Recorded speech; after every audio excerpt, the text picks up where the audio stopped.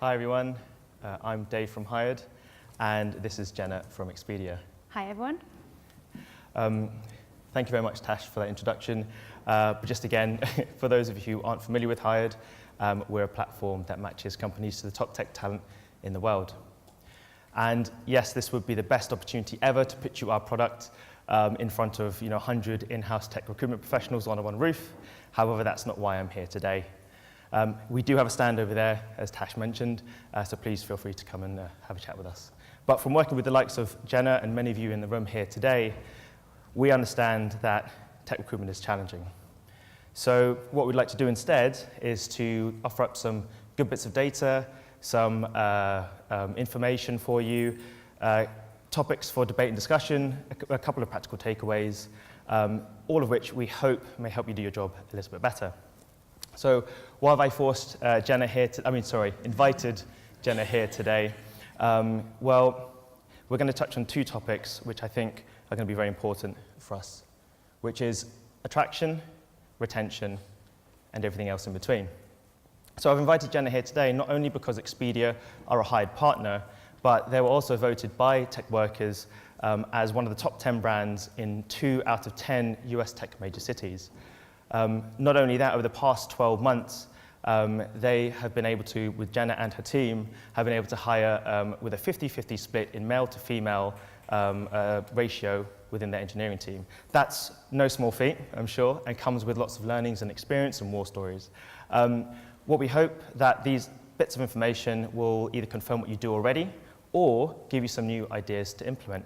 So without further ado, and without stealing any more of Jenna's thunder, I'll let her go through the previous 12 months. Over to you, Jenna. Cool. Well, thank you very much for the nice introduction there, Dave. So why am I here today? Well, Expedia Group. How many of you have booked a holiday with Expedia, either through hotels.com, Brand Expedia, Agencia, Hotwire? There's lots and lots of brands that you can book with. And we are the world's largest technology platform, which means this year so far, globally, we've hired 1,578 people. So it's quite a lot. My role in this is I lead tech recruitment globally for 2 brands, hotels.com and Expedia Partner Solutions.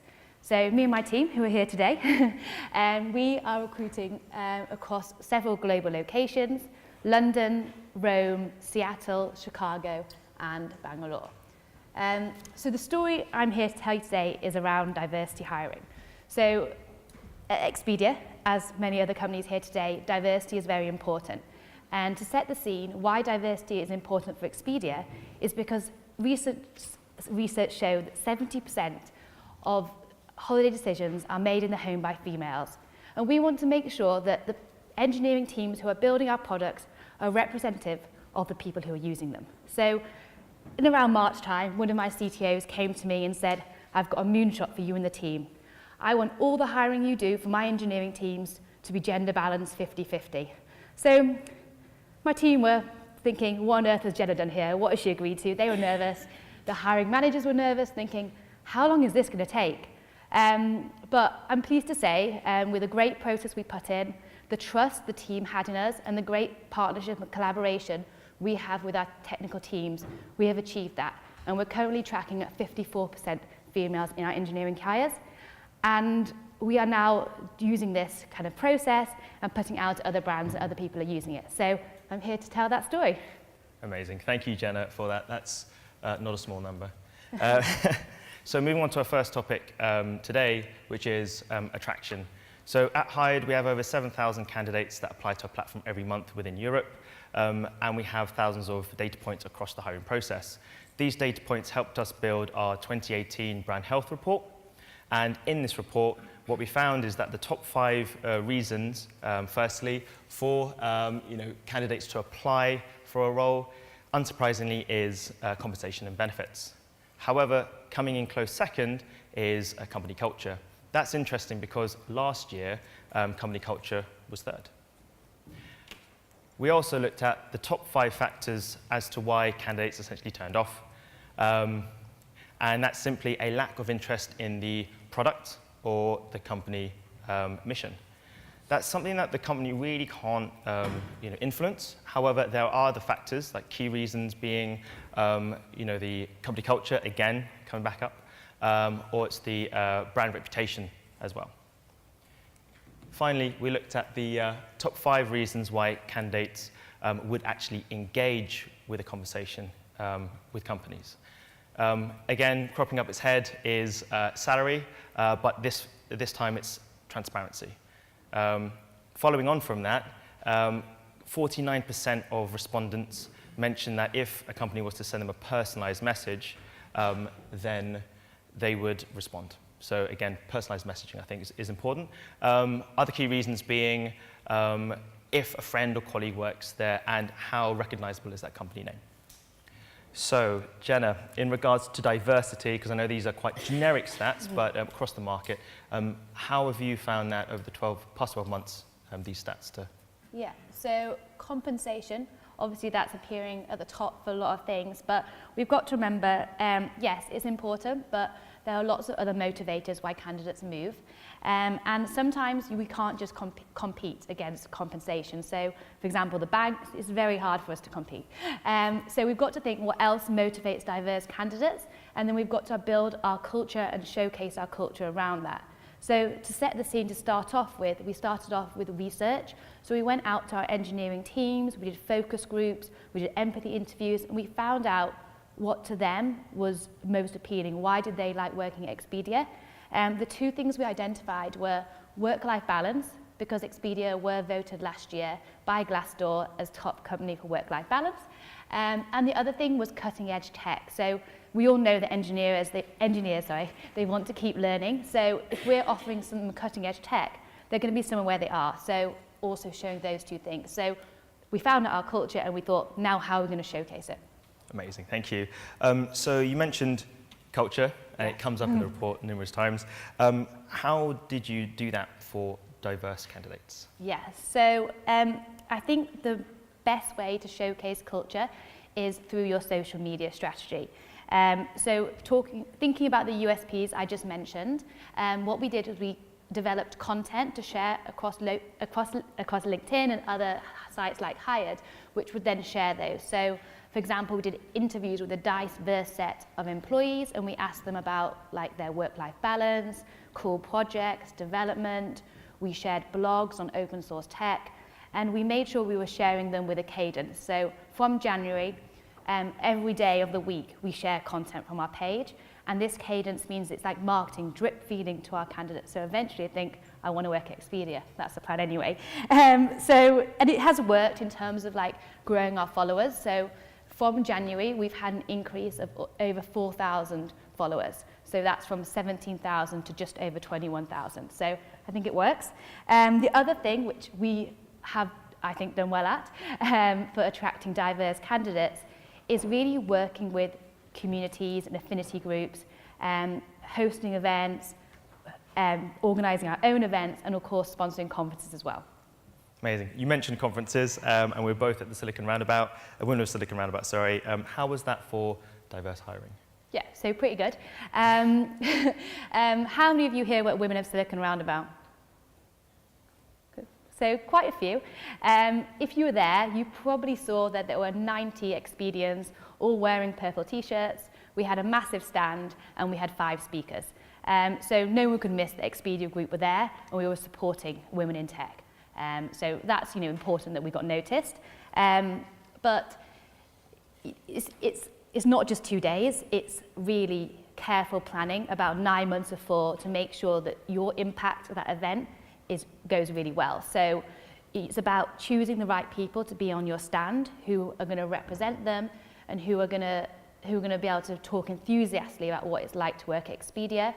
It's having a really good way to engage with candidates and get their email address with GDPR, obviously. And so we built a dream destination app to do that.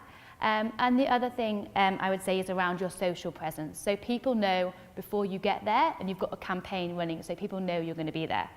Then post-event, again, very, very important.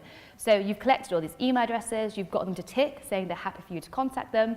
And then what you do is you have to send them a newsletter.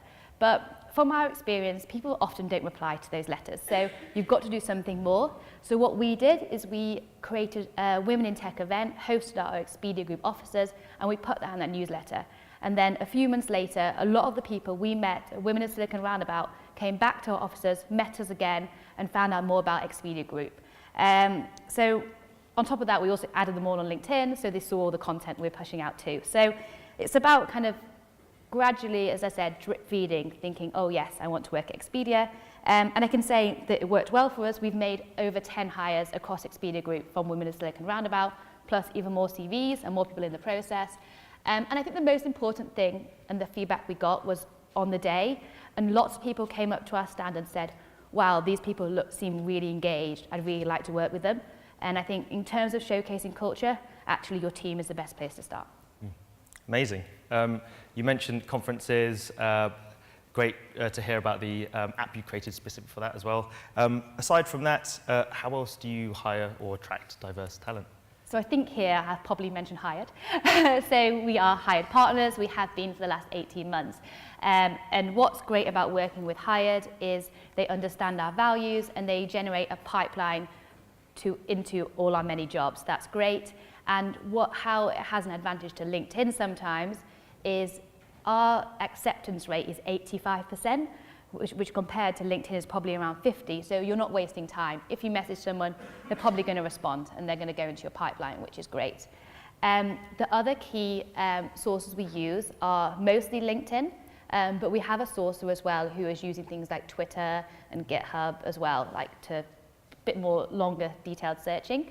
In terms of the search strings, for Boolean, like her, she, things like maternity, netball is quite a good one. So different search strings like that. And things like girls' schools or girls' colleges if you're in the US. Finding these people on LinkedIn or whatever source, that's probably less than a quarter of the job. Actually, it's engaging with them and getting them to apply. That's the hard bit. So we have a rule in the team that no one is allowed to send a non-personalized message. And I'm going to share with you a few things that we found we get better response rates with. So one, saying hello in the native language of the person.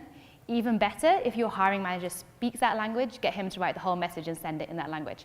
Then adding context as well. So if in their profile they've said, I really like volunteering, talk about the volunteering benefits at Expedia. Or they say they really enjoy working with Kubernetes, send an article that one of our engineers has written about how we work with Kubernetes. So really reaching out to the individual needs. And the third thing that's worked well for us is video content. So our recruiters will go with their iPhone and they'll just get the team to record what is the job about and why do they like working with it. And we use iMovie and it's pretty raw, it's very authentic, and then people just see, you know, that's the team I'll be working with. And again, we get a better response rate. Amazing. Thank you. Thank you so much for sharing. It was really interesting about the personalized message, and then you focused on that. 49%. So you've been able to attract them into your funnel. Mm-hmm. How, through this diverse sprint, have you found the interview process to be important? How important is the diverse interview process? Yes, very important. I'd say there's one single thing we've done which has had the most impact. And that is rather than rec-based hiring, which we used to do, so you might have 20 Java engineer roles that all with different hiring managers or a set of a few, and it's going through very different processes. So instead, what we did is we took all our roles and put them into one pipeline approach. And the reason this is so much better is if you're working with individual hiring managers, they say, oh, well, I'd like Kafka, I'd like Docker, or I'd like AWS. And we've already got a really small marketplace, especially if we're looking at diverse talent. And if we're then saying they need Docker too, it's probably getting to about 2%. So we've got very little chance. So instead, we say, right, we're looking for great Java engineers. And they all go onto one Trello board, everyone can see them, and they all go through the process together. We have one list with all the different interviewers, and they're from right across the team. So that has worked well for that. In terms of the process itself, so recently the brand Expedia team recruited a gender balance team within Jordan, And what they did, what their biggest takeaway was, was to take out the tech test. So we took out the tech test too. Some hiring managers not pleased about that. But they convinced us, because basically people are often in more than one process and they simply don't have time to go home and do loads of tests. So we took that out and we put it instead into the face-to-face interview, and we made it in the team environment. So rather than, in a room, make it natural, make it like what it's actually going to be like working at Expedia. When we started this process, we did do some algorithms, but we've done a focus group with people joining, and one thing they said is they hate algorithms. So don't use algorithms, because they don't use algorithms in the job. And then a couple of other things. So in our interview panel, we have a diverse interview panel, and we make sure we have representation from both females and males. And also trying to make it that it's not just the female in the culture fit, team fit. That can be quite a trap that often people fall down. And interview training. Everyone who is doing interviews should have interview training, and it's about the small things to make it a really friendly process. So offering them a drink, don't, as a developer, go straight into the coding and not introduce themselves, ask a few questions, and always leaving time for questions at the end. Great, thank you. Once you've got those diverse candidates into the funnel, had the interview process, what are the tools that you use to kind of convince those diverse candidates to join Expedia? Yeah, sure. So I think with this kind of hiring, we're quite lucky that we have above 90% offer acceptance rate. And I'd put that down to two things. Those two things are first, speed. So at the end of this time, they come in for the 3-hour interview, and at the end, we book 15 minutes with the recruiter, all the interviewers, and the hiring managers. Everyone has to say red, yellow, or green to hire. And at the end of that thing, we know whether we're going to offer that person, and we can get an offer out within 24 hours, so speed. You'll actually find that the average time between hiring manager screen and offer is 9 days for this process. So it's really quick and doesn't give them a lot of time to interview anywhere else, which is important. And the other thing, I think, is time and choice. So once we've given the offer to someone, which is often really quickly, we don't say, right, now get back to us in 2 days. We give them time, and if possible, we also give them a choice, because it means they've been hiring for numerous positions. So often we'll then invite them back to meet the hiring manager, meet the team, and find out about the project, and then say, you choose which team you want to join. And that makes a really big difference. Sometimes we take them out for breakfast too. So little things like that really help for us. It's the personal touch. Yes. Great. Thank you so much for sharing. Really appreciate that. We're going to now move on to our second topic, which is retention. So at Hired, we speak to candidates every day, collate that feedback and package it into research for our clients such as Jenna to use so that they can have more meaningful conversations with the top tech talent in the world. And going back to our 2018 brand health report, we also looked at the top 5 reasons why candidates would move role. Unsurprisingly, again, the top reason being salary.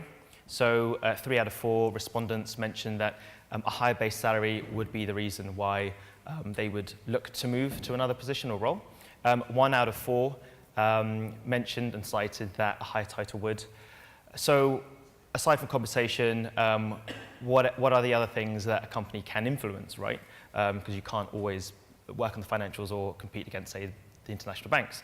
So that would be to learn something new, so having a challenge, feeling valued by your manager, and you touched on it as well, Jenna, the location and commute that really suits someone's lifestyle. Those are important factors.